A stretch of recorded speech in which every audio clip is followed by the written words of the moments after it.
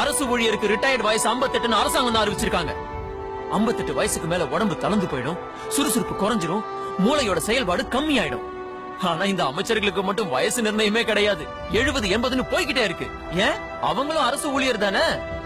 பார்லிமெண்ட்டுக்கும் அசம்பிளிக்கும் போற நாளை விட ஆஸ்பத்திரிக்கு போற நாள் தான் அதிகமா இருக்கு. 108 கோடி பேர் இருக்கிற நம்ம நாட்டுல ஒரு வெண்கல பதக்கம் வாங்குறதுக்கே மூச்சு வாங்கி போறோம். ஆனா 10 லட்சம் 20 லட்சம் இருக்கிற குட்டி குட்டி நாடுகள்ல கூட 50 100ன்னு வாங்கிக்கிட்டே போறாங்க. எப்படி? ஏன் நம்மளால முடியல? அங்க விளையாட சொல்றான், ஊக்கமளிக்கிறான். விளையாட்டை ஊக்குவிக்காத நாட்டுல வியாதி தான் இருக்கும், ஊக்குவிக்கிற நாட்டுல உற்சாகம் இருக்கும். உங்க கண்ணுக்கு தெரிஞ்ச ஒவ்வொரு பொருளையும் பாருங்க. எது நம்ம இந்தியாவோட கண்டுபிடிப்பு? எல்லாம் வெளிநாட்டுக்காரன் கண்டுபிடிச்சது. மக்கள் தொகை குறைவா இருக்கிற நாட்டுல கூட நூத்துக்கணக்கா கண்டுபிடிக்கிறான். இங்க என்ன வசதி இருக்கு? போடுற திட்டம்லாம் நியூஸ் பேப்பர் வரைக்கும் தான். படிக்கிற பசங்களுக்கு நீங்க என்ன வசதிகள் பண்ணி கொடுத்திருக்கீங்க? இதுக்கெல்லாம் அரசியல்வாதிகள் மட்டும் தான் காரணமா? ஆமா, அரசியல்வாதிகளும் அரசியல் அமைப்புகளும் தான் காரணம். பார்லிமெண்ட்ல நடக்கிறதா பாக்குறமே. பள்ளிக்கூடத்து பசங்க கூட இப்படி அடிச்சுக்கிறது இல்ல. மக்களால தேர்ந்தெடுக்கப்பட்ட ஒரு எம்பி சபாநாயகர் முஞ்சில பேப்பர் விட்டு எறியறான், மைக்க தூக்கி அடிச்சுக்கிறானுங்க. பேப்பர் வெயிட் பறக்குது, இந்தியாவோட மானமும் பறக்குது. பார்லிமெண்ட்லயும் அசம்பிளிலயும் கண்ணிய குறைவா நடந்துகிட்டா அந்த ஸ்பாட்லயே டிஸ்மிஸ்னு சொல்லி பாருங்க. எவனாவது கத்துவானா? எலெக்ஷன் டயத்துல இலவசமா அத தரேன் இத தரேன்னு மக்களை ஏமாத்திரியே.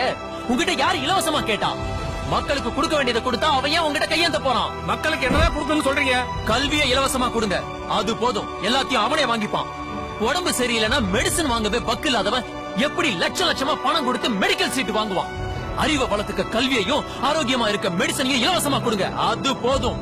எப்படிப்பட்ட ஆளை தேர்ந்தெடுக்கணும்னு சொல்றீங்க? 10 இன்ஜினியர், 10 டாக்டர், நிதி படிச்சவன், நீதிய படிச்சவன், தத்துவம் படிச்சவன், விஞ்ஞானி, விளையாட்டு வீரன், 4 கூலி தொழிலாளி, 4 தொழிலதிபர், விவசாயம் படிச்சவன் அசம்பிளிக்கும் பார்லிமெண்ட்டுக்கும் போகணும். அதுல டாக்டருக்கு படிச்சவன் சுகாதாரத்துறை மந்திரி ஆகணும், சட்டம் படிச்சவன் லா மினிஸ்டர் ஆகணும், நிதி படிச்சவன் நிதியமைச்சர் ஆகணும், விளையாட்டு வீரன் ஸ்போர்ட்ஸ் மினிஸ்டர் ஆகணும், விவசாயத்துக்கு படிச்சவன் விவசாயத்துறை மந்திரி ஆகணும். இப்படி நடந்தா இந்தியாவோட தலை நிமிர்ந்து நிக்கும். படிக்கிற இளைஞர்களுக்கு நம்பிக்கை வரும், அவன் வாழ்க்கை தரம் ராக்கெட் வேகத்துல உயரும்.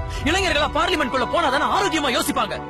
வயசானவங்கள நான் தப்பா சொல்லல, உங்க ஆலோசனையும் அனுபவத்தையும் சொல்லுங்க. நீங்க 4 நாள்ல முடிக்கிற விஷயத்த அவன் 4 செகண்ட்ல முடிச்சிருவான்.